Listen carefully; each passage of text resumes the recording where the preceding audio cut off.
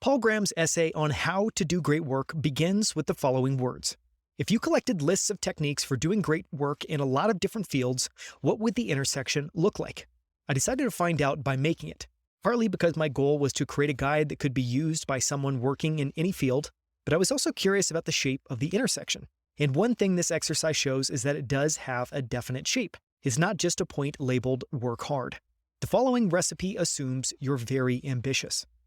As we're all both very ambitious and focused on doing great work, it felt appropriate to cover this essay as a sort of book in miniature.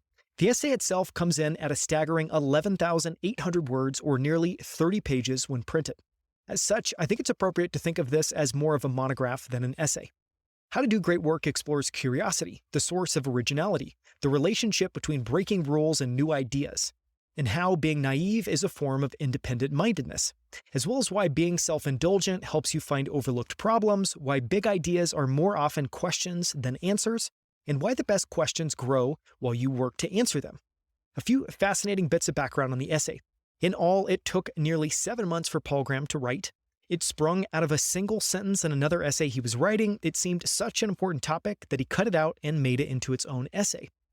Reflecting on this last point, Paul shared, "It's strange to think that such a huge essay could grow out of one paragraph in another essay, but this has happened before.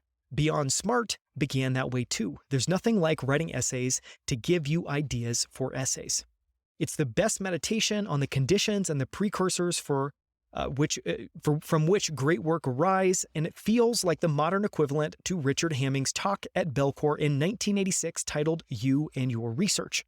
For more, listen to the full episode.